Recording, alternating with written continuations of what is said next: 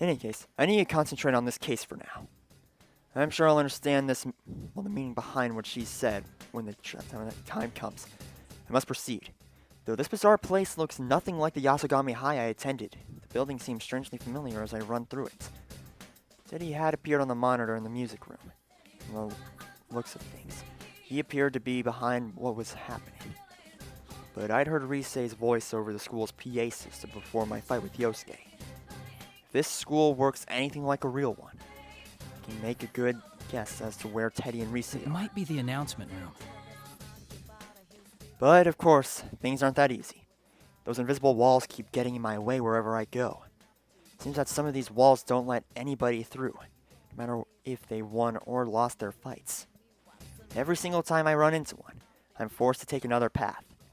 It's like my route is already I set for feel me. like I'm being led somewhere. Stop for a moment in the hallway out of the practice building and mutter to myself while I look around. Where are they trying to lead me? That moment? You there! You're one of them participants in that there Grand Prix thing, right? Yes, and you're a girl with a Brooklyn accent. Oh man. She's female Joey Wheeler, oh gosh. A voice that I don't recognize at all breaks me from my reverie. I instinctively jump back and draw my sword in surprise. Whoa, whoa, whoa! What's the big idea? You could poke someone's eye out swinging that thing around. I turn and see a girl that I've never seen before. Was she part of that crowd? No. She looks like a real person. Or it could be one of the fabled albino Namekians. I'm gonna shut up. Oh gosh. Anyway. She was caught by surprise when I suddenly point my weapon at her.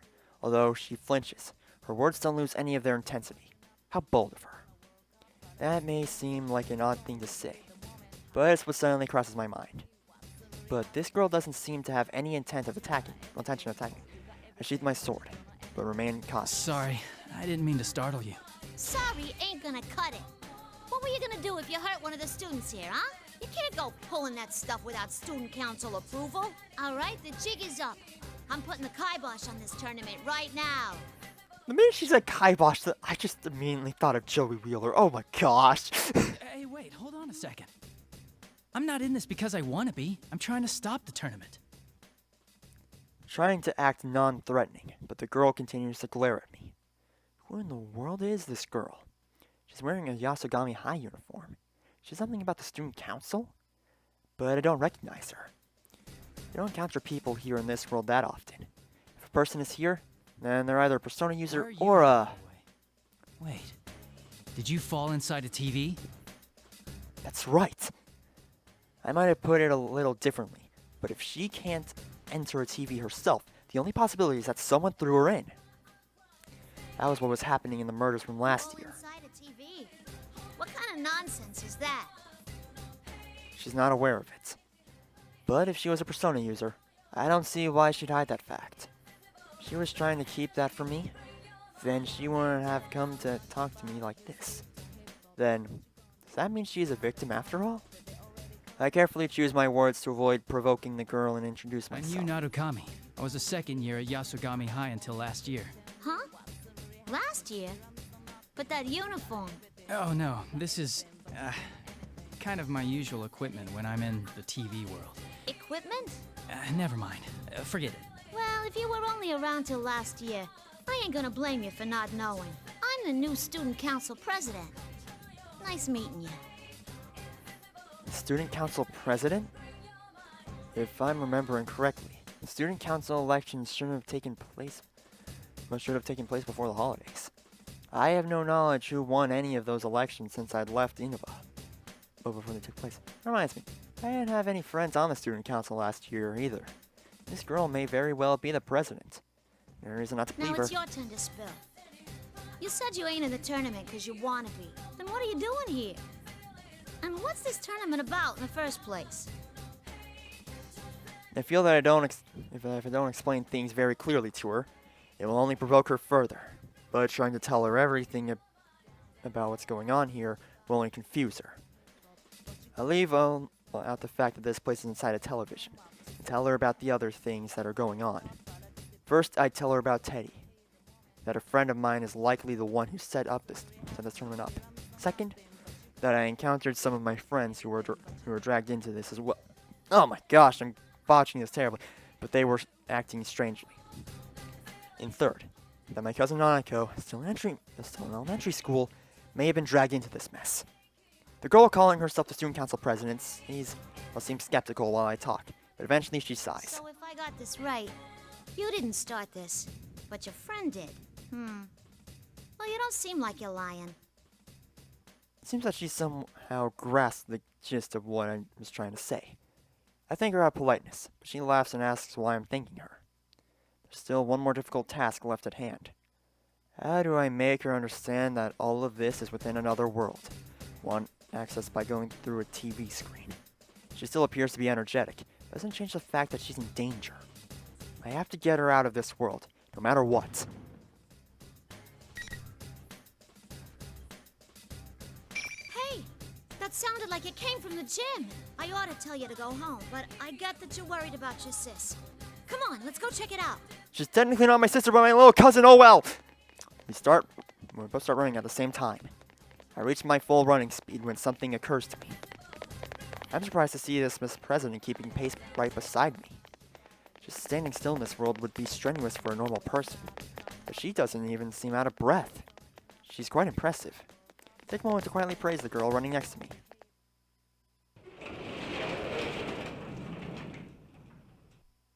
That's a lot of chairs! We burst into the gym where all the noise came from, but there's no one here. Instead, we see huge piles of stacked chairs. They're twisted and intertwined everywhere on the open floor of the gym, forming huge towers that reach almost to the ceiling. What is this? Who'd go to all this trouble? I don't know, but my gosh, they're dedicated. The girl stares up at the chairs, seemingly unfounded. Well, dumbfounded, derp. Suddenly, the monitor in the gym flickers to life. And as I expected, Teddy appears again in that costume. Gosh, dang it, Teddy. Oh, are you on a hot date, Sensei? Well, that's fine with me, of course. But shouldn't you keep your mind on the fighting? Whoa, you look so mortified. That's the face I was hoping to see. He's not saying anything completely straight, but he's obviously hinting that he knows I'm worried about Nanako. Now, I know that saving Nanako is important, but I can't leave Miss President here alone and abandon her to this world either. Still, I feel Teddy's words causing me to doubt myself. Miss President raises her voice. Hey, you! You're the ringleader of this mess, aren't you? What's the idea? Raising a ruckus like this without running it by the student council. Pack it in and clean all this up already. She speaks as fast and clearly as she had when I first met her. After getting a clear look at her, I feel like I've come to realize where she gets her courage from. She truly wishes to protect this school. Her strong awareness of her duty is surpassing her fear. But Teddy on the monitor looks annoyed and sneers at Miss President. It's incredibly detestable. I can't believe that Teddy can even make such a malicious expression. Tiny thing. I'm in the middle of an important conversation with Sensei. A yappy little mutt like you should be muzzled and sit in the corner. Up the crud, Teddy! Puppy, sit. He has absolutely no intent of dealing with her seriously. Miss President turns bright red in humiliation from being brushed off like that. This is enough. I take a step forward to put myself between the monitor and Miss President. I'll take it from here. It's all right. There's nothing to worry about. Miss President's lips are trembling. She must be angry that there's nothing she can do herself. I don't want to let those feelings continue, so I turn to face the Teddy on the That was monitor. pretty harsh, Teddy. Hard to believe a womanizer like you would say such things. I know, right? What's so attractive about a shameless liar like her? Liar? Do you know something about her? The way he said that makes it sound as if there's some history between the two of them. But as usual, he doesn't bother to give any details in his answer. Come on, Sensei. Your opponent's getting tired of waiting for you. With the next challenger, come on down! After that line, another cloud of smoke rises from the floor. This time, it is Yukiko who appears. Oh, thank goodness you're safe. What's the matter? It's nothing. Are you alright? Has anything odd happened to you? Odd? No, I don't think so. Yukiko seems alarmed to see me in a defensive posture.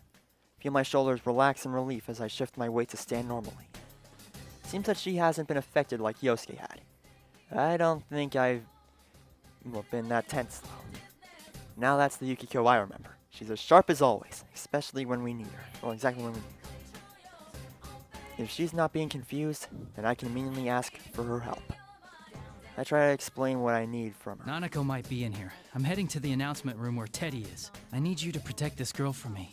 She might be a victim of all this. Motion towards Miss President standing next to me. Yukiko looks at me in surprise. I don't blame her though. But what Yukiko said next was even more surprising. Why do I have to do that? It's not like I know her or anything.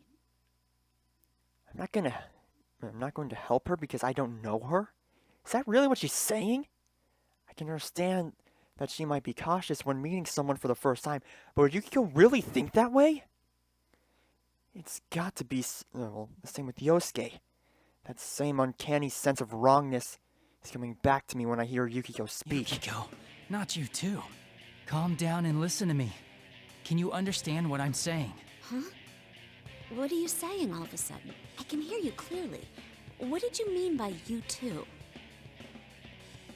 When I try to question her, Yukiko's expression returns to normal. I can't tell anymore. She doesn't look like she's being controlled by someone. Am I overthinking this too much? At the very least, she doesn't seem enthusiastic about this P1 Grand Prix. It's probably a trick the enemy is playing on us. They're trying to get us to fight each other. I'll say it one more time, Yukiko. I'd like you to protect this girl for me. Sorry, but I don't know how to put this. It just feels like you're being really selfish. You always help people who have nothing to do with you, and I admire that. But where does that leave us? It's always your friends who get put in danger because of your self-centeredness. What the heck? I'm used to hearing her voice, but her words are scathing. I'm convinced now. It's an obvious change in her attitude, like there has been with Yosuke. But something must be warping Yukiko's words too. Her words may seem like a sound argument, but she means something else. I don't care if someone who isn't related to me gets hurt. That's definitely not something Yukiko would say. The real Yukiko would never say something that disrespects the value of a life that way. Don't be deluded. Whatever happened to Yosuke is happening to Yukiko too. I don't understand the details, but Yukiko hasn't been, had a complete change of heart. What the? Yuka? I draw my sword. This president quickly tries to stop me. But I can't answer her right now. If battle will clear up this pointless misunderstanding between us, the time to fight is now. Ooh, now that's our senpai. You'll show no mercy, not even to a girl if it's for your own goals. You're a real bastard with a sister complex. Keep it up and bring 'em all down. Language, Risei. Anyway. I ignore the taunts being delivered in Risei's voice. Even if our words aren't getting through to each other, and we have to fight without understanding what's going on, we'll come to an understanding later. I have to believe, both myself and my friends. I held my sword to the side to protect Miss President, who was standing behind me. Sorry, but you need to stay back. Whatever you see here, try to stay calm. Promise me you won't run away. What happens next will probably surprise her greatly, but I doubt Miss President will run away. She's already shown me how strong her determination is. Glance at her over my shoulder. Although she looks worried, she still gives me a slight nod of agreement. Now, time to do this. I must end this as quickly as possible. I concentrate all my senses to summon my strength of heart. My persona. Izanagi! If I allow myself to go easy on Yukiko, she will surely defeat me. Yukiko smiles faintly and takes her battle stance. She resists the idea of protecting Miss President. But she seems to have no qualms whatsoever about fighting me. There's definitely something else controlling her. Yukiko's black hair forms graceful arcs in the air as her persona Kanohana Sakuya rises behind her. That's right. The usual Yukiko should have a beautiful heart like this. Wait for me. I will save you. Alrighty, so the battle between Yu Narukami and Yukiko Amagi is now going to start. So, one thing that I forgot to mention in the battle with Yosuke is that you can summon your persona. And, well, he does some good stuff, like, well, of course, using Zio and everything. And, it's a good strategy for the most part. Well, sometimes. Some personas are really good, others, are just okay to use. And others have more, well, just mainly have utility and everything. And another thing, you also have like a little slash attack by pressing L1. The winner is you, Senpai! What an utter thrashing! I know, right? I love all this animosity! These cocky, self-righteous friends showing how they really feel by beating the crap out of each other. What the crud? That's the real thrill of the P1 Grand Prix! I don't care to hear any more of Teddy's jests. I still have reservations about fighting against my friends, but I now know that there is no other way to save them. I'm resolved to do what must be done. Also, there's no knowing if Teddy and Rise had been affected just like Yosuke and Yukiko had. If they are, then there's no use in trying to talk to them through the monitor like this. That's a conclusion I've come to. Miss President seems to have other ideas. How much further are you gonna push this? Why are you doing it anyway? These guys are friends. What's so much fun about making friends fight each other? I don't know. Makes for a fun fighting game? Miss President vents her frustrations at Teddy's image on the monitor. But I was a bit surprised at how she worded it. She seemed more upset that he was making friends fight each other. Not why he had dragged the entire school into this mess. We've only just met, but she clearly sympathizes with us and understands the pain we're going through. I'm embarrassed, but proud at the same time. A girl with such compassion would be a great student council president. It's no wonder she was elected to represent the school's, the student body of Yasugami. It's alright. Thanks, though. It's not alright! This is... She's still worked up and she lashes out at me. Perhaps her heart is a little too honest. But her anger sets at my mind at ease.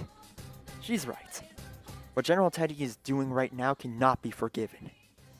Glare at the monitor. Sorry, but you're not getting your wish. What? Did you think this would be all it took to break us apart? That it would make us hate each other? Sorry to say, but that's a huge mistake on your part. I believe in my friends. They'll never get taken in like that. You're so stupid! What kind of sensei are you? I'm warning you now. If you really are Teddy, then we'll get you back to normal no matter what it takes. Even if it costs us our lives. But if you're an imposter, hiding behind Teddy's face, I will make you pay for toying with us. Teddy scoffs and turns around. The monitor suddenly switches off. Suddenly, turning on us without any signs of remorse. That's not like Teddy at all. No, he's most likely not the real Teddy. Seeing the anger in his face only strengthens my suspicions. Someone must be, taking Teddy's form to make it look like he's the one committing these acts. That girl's come around. I immediately rushed to Yukiko's side. Yukiko, are you alright? I'm sorry I couldn't go easy on you. No, it's okay. You weren't your usual self, but I could tell by your eyes that there was something going on. I'm sorry too. Did I hurt you? Kinda, yeah. I sure wouldn't want to get into it with you again. I try to pass it off as a joke, and we look at each other and laugh. Things are going the same way as they had with Yosuke. It's becoming clear Hey, now. did I say things that offended you earlier? Yes. You did. Yukiko hesitates as if even remembering it is a difficult experience. What in the world did my illusion say to her? I bet it was something horrible. Whoever's doing this is certainly finding the most annoying way of getting us to fight. But what I supposedly said to her doesn't matter. Yukiko is still hesitant to bring it up, so I tell her not to worry about I it. don't need to know what I said. I just wanted to see if my guess was right. It looks like our enemy has the power to confuse our senses. My first opponent was Yosuke, and he told me a similar story after we fought. Huh? You said something bad to Yosuke-kun too? What did you tell him? You sure you want to know? If I'm the only one admitting to what happened, that's not fair, is it? But that curiosity is in line with the Yukiko I know. I evade the issue with a smile and call out to Miss President who's standing behind us. What kind of people are you? Oh, right. We used our personas. Yeah, we should at least explain to her what's going on. She did see everything that had just happened. This would be a good opportunity to tell her everything. I introduced Miss President and Yukiko to each other, fill in the parts that I had left out of my previous explanation. I tell her about the personas. I tell her that we're actually in a world inside the television. And I tell her how the scenery here changes according to the hearts of the people who enter it. She looks doubtful while I'm talking, but considering that she's just seen our personas only moments ago, she doesn't immediately deny it. Still, it seems that she can't accept it all either. She crosses her arms as if lost in thought.